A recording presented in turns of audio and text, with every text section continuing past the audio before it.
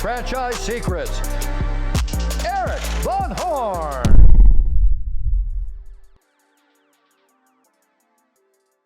If you're not a part of the Franchise Secrets Facebook group, what are you waiting for? It's franchisesecrets.com/Facebook. I cannot believe how valuable this group turned out to be.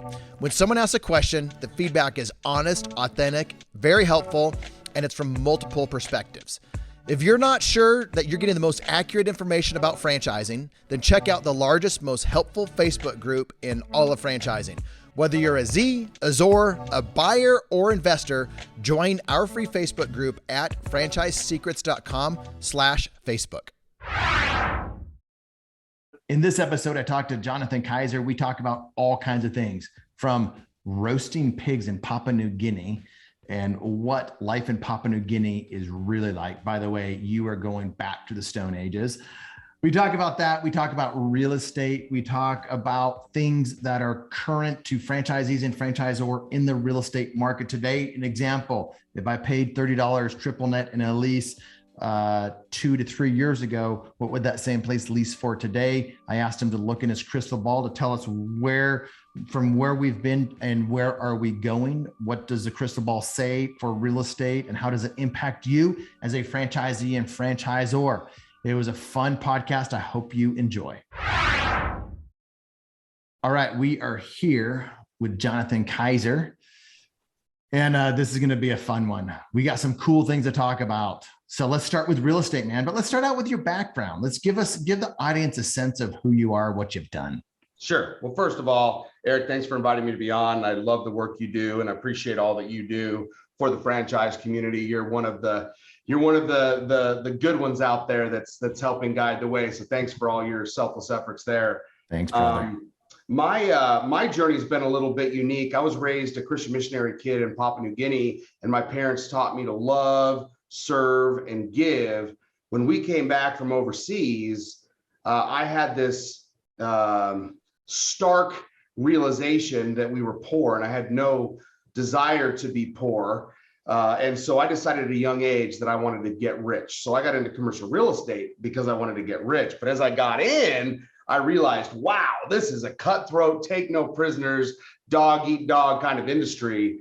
But I didn't know another way. I figured, but my parents teaching me to love and serve led to the poorhouse because we were poor. So if all these people behaving ruthlessly was how they get ahead, that's how you get ahead. So I became ruthless, but I was miserable, man. I was misaligned with my core values, but I just felt trapped. And then 20 years ago, a speaker introduced me to an idea of succeeding by helping others and playing the long game.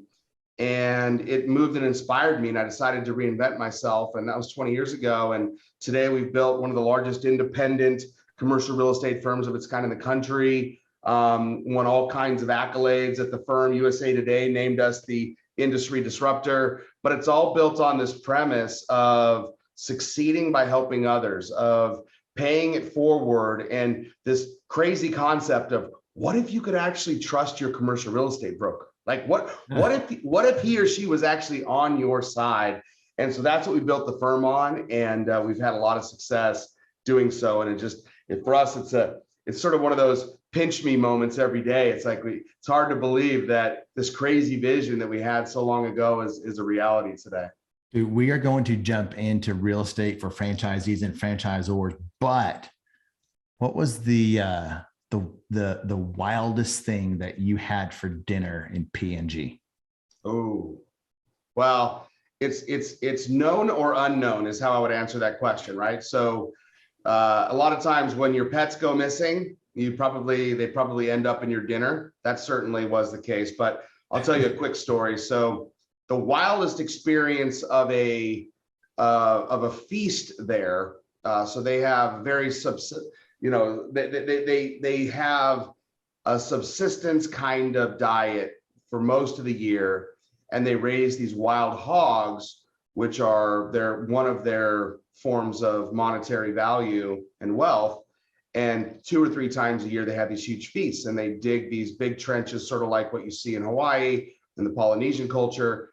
And they lay down the banana leaves, and they put hot rocks in them, and they put the pigs and they put the vegetables in the cover them with dirt and let them sit all day. Well, the food once it's done is amazing, but imagine a 7-year-old kid first time being in one of these things, and they all do it together. So it's very ceremonious. So there's probably about 150 of these hogs or pigs, and they all kill them at the same time. And the way they kill them is they beat them over the head with these big wooden mallets. So all of a sudden, you can imagine just the squealing and I'm just this nurtured little kid going, what is going on? And then they cut the head off, all ceremoniously. They're all cutting the heads off. I'm looking around going, this is crazy, catching all the blood. They put the pig heads on stakes to see kind of who's got the biggest pig head. And then they turn it around in the fire.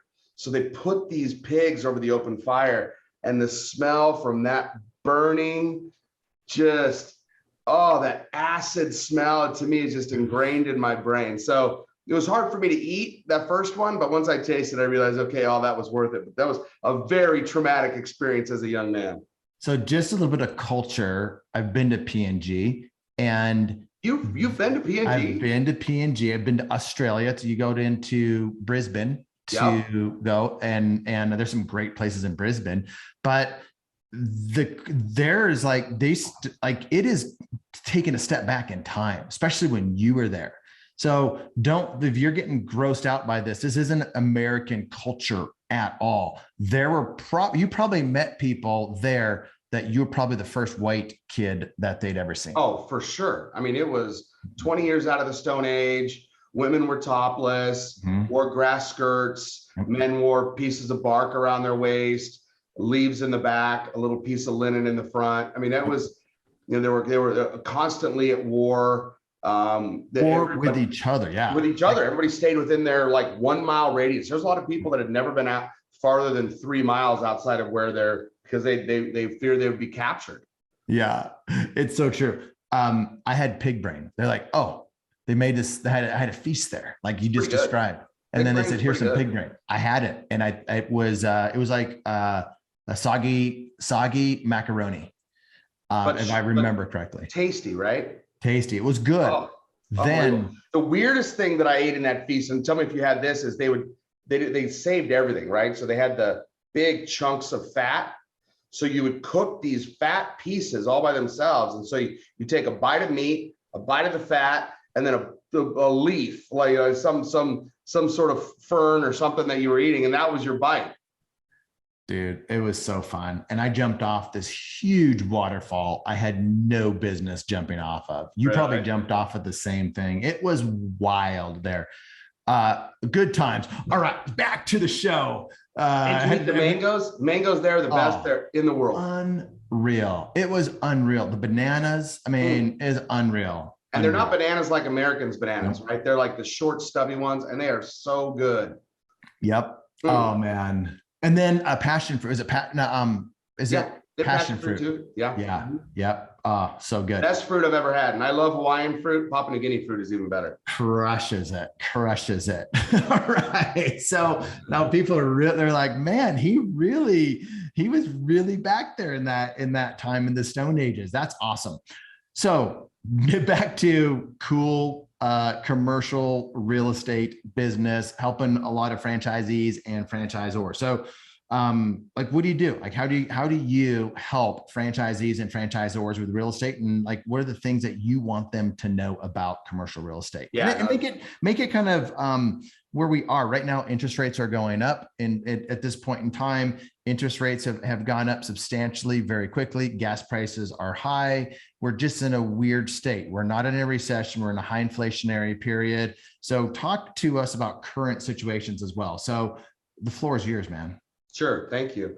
Well, first of all, what most companies sense, what most franchisors or franchisees sense but don't have definitive data for, is they sense how conflicted commercial real estate people are in general. I hear this all the time. And it's true, because if you think about it, all the big traditional commercial real estate firms, they primarily, as their main source of clients and revenue, represent landlords, developers, and real estate investors. So real estate tends to be very weighted towards landlords and developers, and all the service lines, brokers, architects, contractors, furniture, everybody reports up the food chain to the ultimate client, which is landlords and developers. And as a result, franchisors and franchisees get the short ends of the stick because they don't truly have an advocate that's on their side.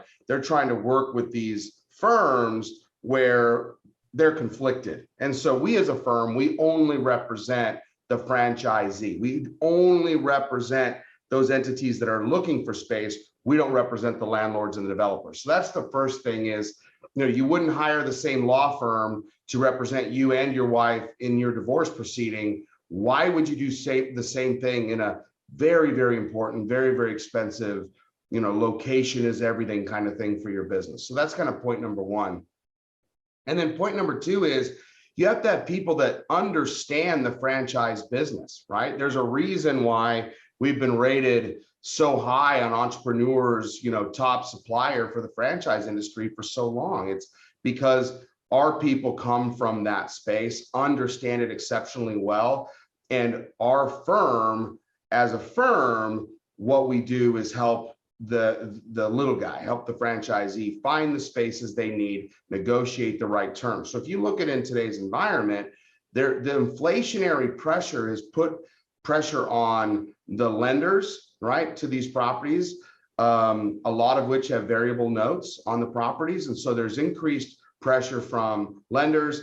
There's also this, sort of a story of a haves and haves nots, where the nicer product, the newer retail product is got high demand, but some of the older product is experiencing some pretty decent vacancy at this point. So thinking about it from a macro environment, a lot of people just assume, well, it's in commercial real estate, and so there's got to be some significant softening. That's not necessarily true. Depends on the market. And there's been this kind of renaissance of retail post-pandemic, but it really has trended towards some of the nicer properties. So a lot of our clients are somewhat surprised at the limited availability in a lot of markets. They're surprised at the aggressive posture that these brokers and landlords are taking in negotiations. They're surprised at the reduced concessions from what their general expectations are thinking post-pandemic.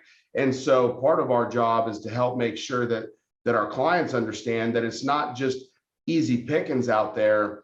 And like everything, locations really, really matter. So educating, on behalf of the franchisors, educating the franchisees on what's realistic, what they can expect, because otherwise you have this sort of cyclical frustration of, hey, okay, so I bought my franchise, I got to get my location open. And then when they go to find their location, they're realizing that it's not necessarily as easy as they thought it was going to be. And then you layer on top of that the astronomical increase in construction costs, in supply chain issues relative to construction materials, to getting fit out for the stores, et cetera. So there is, the speed to getting it open, which is, everything in our world, and is helping, going from signing the franchise docs to getting your location open. There are numerous hurdles, Erik, in today's world that are significantly greater than in historical context. And then layer on top of that there's significant amount of competition and limited availability for the better sites. And it really creates a lot of chaos. And so there's a lot of sold franchisees that are not open, and that percentage continues to grow for a lot of brands. So having somebody that can make sure that your franchisees are aware of this, educated on this, and can help navigate that with realistic timeframes, because the last thing you want is pissed off and frustrated franchisees that thought they were going to be open in 90 days and realize instead that that's far from reality. So why is it a landlord's market right now? Because that's what I kind of heard. It's a landlord's market. It used to be a seller's market in real estate. That's starting to change right now. I'd say it's still probably a seller's market in residential real estate, but homes on the market are lasting longer. Probably where you live, you're in Scottsdale, right? Are you in Scottsdale? I am. Yep. You know, so I know people that have had offers on houses, they couldn't get it at 3.5 million. All of a sudden, 6 weeks later, they get a call that says, hey, I know you couldn't get it at 3.5 million 6 weeks ago because someone outbid you. Now nobody's knocking at the door at 3.5 million. We'll give it to you for 3 million. That's happening right now with residential real estate. Increase in interest rates, but why commercial real estate? Like, why is it a landlord's market right now? It's a great question. And there's a number of factors to unpack. So I'll try to keep it high level. Number one is, if you look at the unprecedented intervention by the Fed and the amount of stimulus money that was pumped into the economy, that propped up all of these retail landlords that had significant risk profiles, which that's where the immediate fallout occurred, right? When you're quarantined and you're not able to go to your favorite retailer, your retailers are struggling and dying. And so right after the pandemic, we saw that. But then we saw this dramatic intervention, and that caused both the franchisees and the underlying owners to have capital to sustain and maintain. So that sort of kicked the can down the road. Then the unprecedented low rental interest rates continued to perpetuate that, because there wasn't a dramatic need for any kind of refinancing that would be at different rates. That's happening today, right? So as the financing comes up for renewal, it's at different terms from before. When the interest rates stayed low, that wasn't the case. But probably more materially is, as people were quarantined for so long, they really decided that they wanted to get out more. And the same sort of fallout that you saw in the office market, where, you know, people don't want to go into the office, but they do get tired of being at home all day and they want to go out. So where do they want to go out? They want to go out to some sort of retail environment. And so it's a combination of experiential retail. It's a combination of foodie, you know, so all of these kinds of components contributed to this sort of mad rush that has occurred since the slow, I don't even like using the word recovery, but whatever word we want to use, some sort of return to quasi-normal.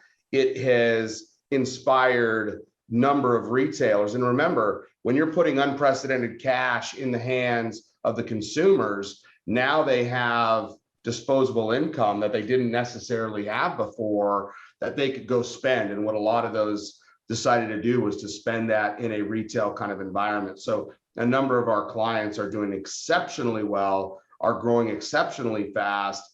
And again, it's about, like in franchise real estate, right? It's all about location, location, location. So the best locations have the highest amount of competition.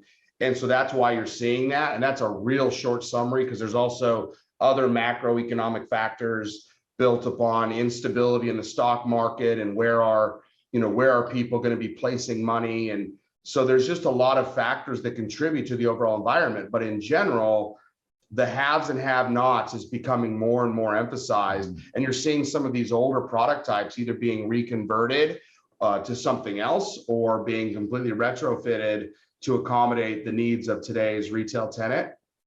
But in general, the good sites continue to be strong, and we don't see that letting up for the foreseeable future, Eric. Well, I know you have a crystal ball. And so let's talk about the foreseeable future. What do you anticipate 1, 3, and 5 years from now? If you had to look into your very accurate, never wrong crystal ball, what would you see year 1, 2, and 3? 1, 3, and 5. I mean, this podcast aside, I wouldn't be doing podcasts if I had that good of a crystal ball. I'd be on my own private island somewhere. So, but not for you, Eric. For you, I would still do it. Here's what I think. I think what you're going to see is a general softening. I don't think you're going to see any cliff, right? I think that the Fed is very, very carefully monitoring the situation. They have to get inflation under control. The last time I went out to eat, I was stunned at the pricing, right? So inflation's real, it's affecting retailers. And that has to get under control. And the Fed has to have tools to also provide life back into the market if they dampen it too much. So these 275 basis point raises are having a meaningful impact already, and we're seeing that same trickle down effect, just like you mentioned with on the residential side. So I think there's going to be softening. I think you can't not. That's the intention of all of this, stated clearly by the Fed. But I also think you're going to see some interesting trends. Number one is I think you're going to see a continual growth of experiential retail. I think as hybrid work becomes more and more embedded in our society and in our culture, people are increasingly looking for outlets that involve interactions with other people. So you're going to see more and more of this sort of, food is involved, but it's true experiential kind of retail that's going to be evolving. I think that there's always going to be strength in the latest food concept that everybody wants to be a part of. There's a ton of, sort of the democratization of cultural foods, everybody wanting to be the next little niche player in a certain type of food category. And I think you're going to continue to see big boxes have to redefine themselves in a number of different ways to provide more of that, enticing experience versus just to have a brick and mortar location. And I think as you see, hopefully we can avoid a recession. Hopefully the Fed stays on top of it close enough to slow and cool the economy down without, throwing it in the gutter. If you throw it in the gutter, people's disposable incomes are going to go down, and they're going to be less likely to spend money out, and they're going to, that's going to hurt retailers, to be sure. So I think really a lot of it is driven by the Fed. And again, don't underestimate the impact of the supply chain issues. Having the whole world be challenged in getting critical components. I mean, there's trucks that are sitting there at the port just waiting for 150-cent chip, completely constructed otherwise, but unable to be utilized until that chip is integrated. That same kind of dramatic example of supply chain challenges is true across all of our favorite franchisees and franchisors. So that's not to be understated. And then if you think about things like the war in Ukraine, all of these things have an impact. And so we live in interesting times. I guess there's probably always been interesting times, but to me, this feels like one of the more interesting times since I've been alive, and trying to help our clients navigate that and ensure that they have, at the end of the day, if you have a good location, if your rent is in line with where it needs to be, and if you have the flexibility should your needs change, those factors become critical in ensuring that from a real estate standpoint, you're positioning your organization for success. That's what we harp on, and that's what we try to make sure is that in every one of the lease agreements we help negotiate, that we're getting tenant favorable terms, we're getting terms that anticipate future challenges in the world where the needs may change. These sort of like long-term fixed, zero flexible contracts, while many landlords still try to demand them, every day we're chipping away at a lot of these to try to help support the entrepreneurial community and the franchise community around the real estate component. What do you mean by experiential retail? Experiential retail to me is something where you go somewhere to do something that is a cool experience. So you're seeing a kind of an explosion of these, everything from there's a cool concept out of Arizona called KTR, Kids That Rip. It's sort of like it's a combination of a skate park, of kind of a jungle gym, of a bouncy house, of a trampoline park, and you just drop your kids off and they, wear themselves out for 2 hours, and you pick up kids that had fun, interacted with other people. You're looking at a lot of things that are sort of next level of museum type things, where interactive type around different topical elements, around different components, places where you could go. My wife loves to go to a place where it's not just a coffee bar, it's a mother's kid with babies coffee area. So the kids run around and play, and my wife has a coffee and hangs out with her friends. There's a lot of those kinds of things where they're trying to segment the population and say, how do we get people to go somewhere, do something interesting? My kids just did, you look at like the rise of the lock yourself in a room and can you beat the buzzer to get out, stuff like that, where it's bringing people into an environment where they're doing something semi-active, with other people and other people around, in an indoor environment. You're seeing a ton of that. Is KTR a franchise, or is that it is local? Okay, so here's a little bonus for the listeners. There are really kind of two groups. Knowing what I know today about franchising, if I was going to go buy a franchise, and I've been in the broker world forever, I don't do that anymore, but you got brokers that help people buy brands. But my go-to, like even when I was a broker, I wanted to understand what was good, what wasn't, because every franchisor tells you they're the best and right. They have the coolest thing, and they tell you whatever they want. The best place to go get information, places like groups like Kaiser, where they work with a number of different brands. They have a pulse on real estate. They've got the pulse on consumer because they're working with brands like that and multiple brands. The other one are the lenders. Yes. The big lenders out there, they know the brands and the franchisees that are doing well. So whenever I needed like real information on different brands, besides what I was hearing in the general public and the places that most people get that information, it's people like you, Jonathan, and the lenders. That's where you start to get some of this really good info. So little side note for that's everyone. That's a good little tip there. I like that. A little nugget for the listeners. All right, I have another question for you, and then I want to shift gears a little bit.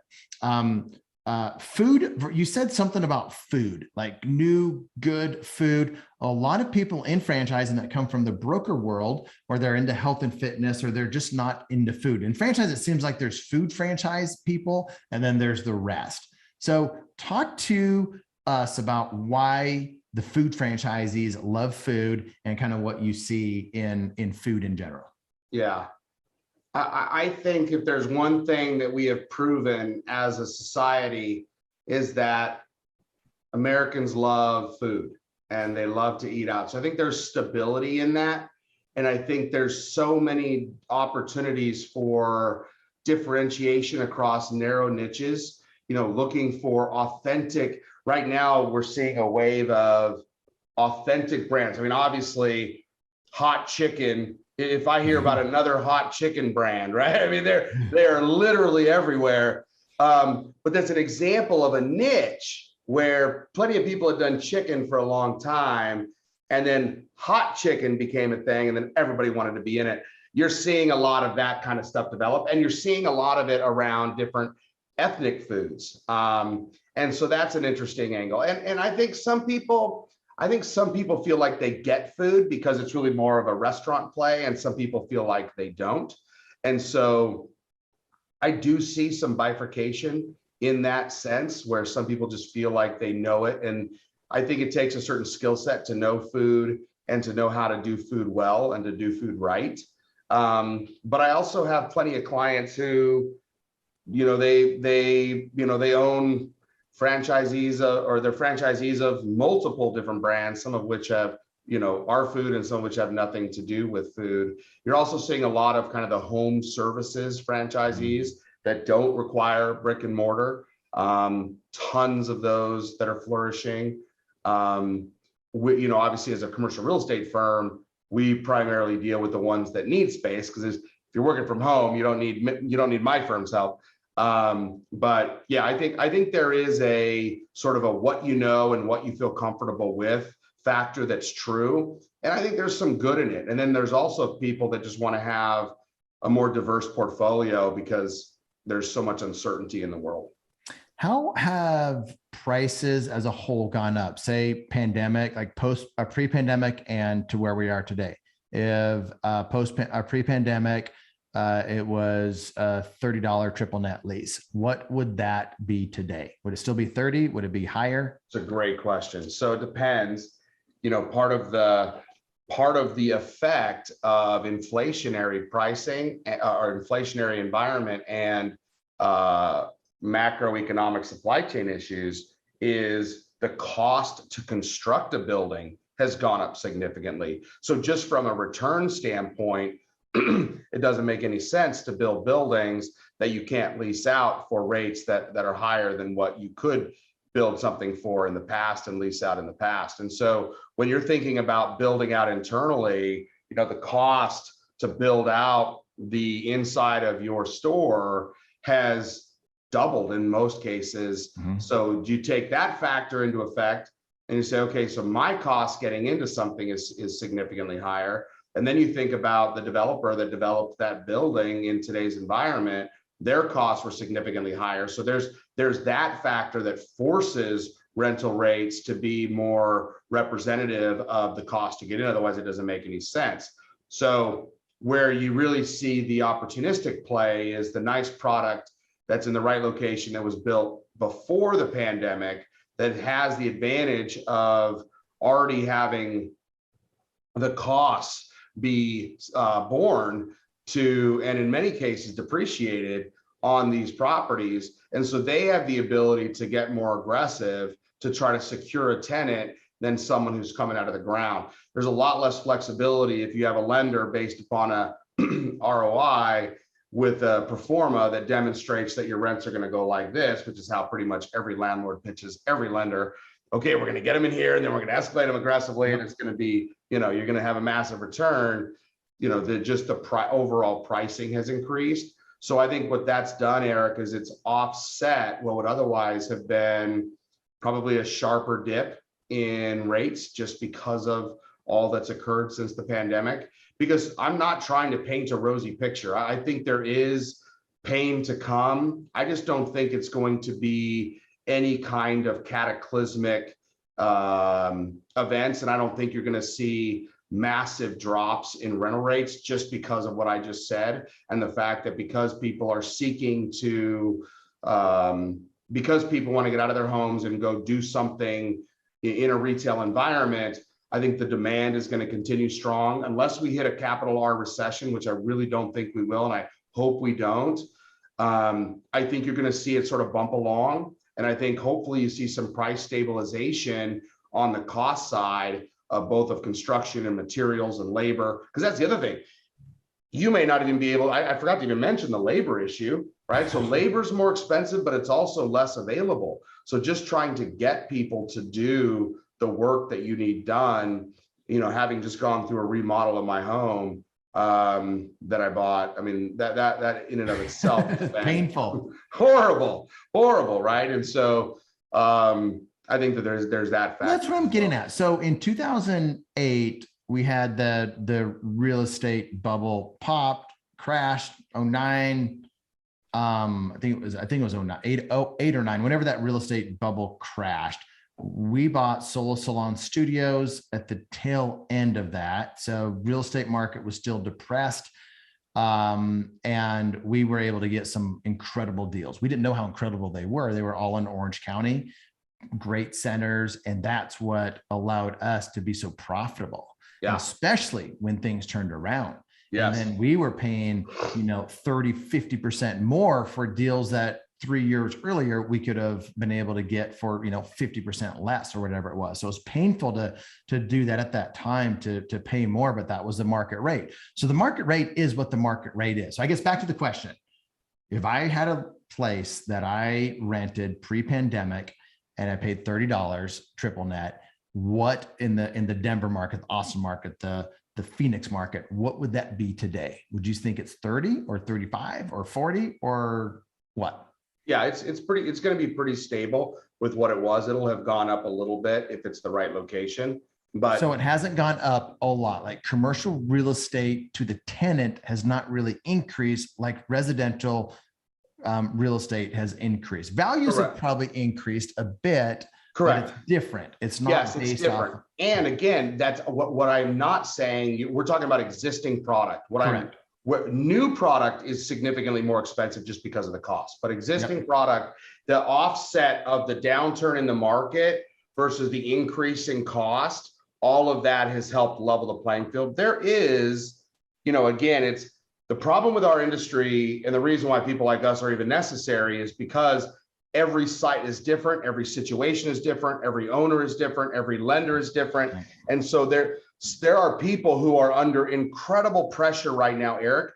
Those people that I would be negotiating against on behalf of a franchisee today are very different from the very well capitalized hedge fund that owns this property and has no stress and no issue, and it doesn't matter to them if it's vacant for 2 years.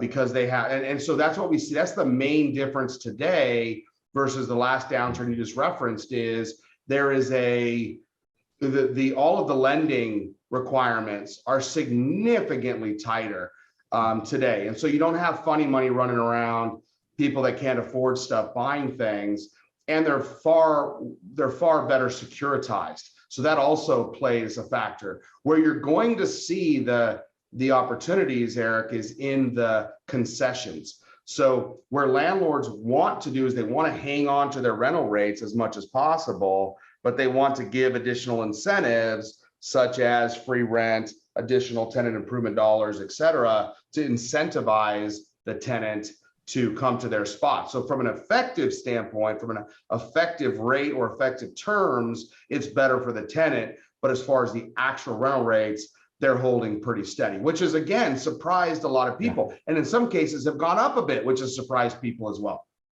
No, this is good. This is really good information for people. Like talking to an expert like you that has a global view like you to hear this. This is like, I've been learning on this. I'm asking questions because I want to know the answers myself, and franchisees should, and franchisors should know these answers too. They should. And that's the dichotomy I'm talking about, is there's a general expectation that because of the turmoil in the markets, that there should be these massive discounted opportunities. And so that's part of our job, is to help make sure that our clients have realistic expectation. So the franchisors aren't selling the franchisee a franchise based upon one set of real estate expectations that when they actually go to market turns out to be very different, causes everybody to be frustrated and potentially jeopardizes that franchisee. So do you work with the franchisor or the franchisee or the franchisor to help their franchisees? Give it, like, who's your client and how do you help them? We do both. So we have very strong relationships with franchisors where they refer us into their franchisees and say, here's a group that we trust, that can help you and hold your hand. But then we're actually working with the franchisee in a fiduciary obligation to them to help them with that. And then we're also helping the franchisors, doing discovery days, et cetera, helping them educate the potential franchisees on the real estate side of what the process looks like, how complicated it is. A lot of these franchisees have not ever done, if you're a first-time franchisee, you think you can just go get a spot and sign on a dotted line, and all of a sudden you have a location. Nothing could be farther from the truth. And so making sure that you have a partner that, one, is not just trying to steer them into buildings that benefit your firm, so that landlord gives you more listings that are true. Like, I can't tell you how many times, Erik, just as an aside, that we get a client that says, I can't find any locations and I was referred to you.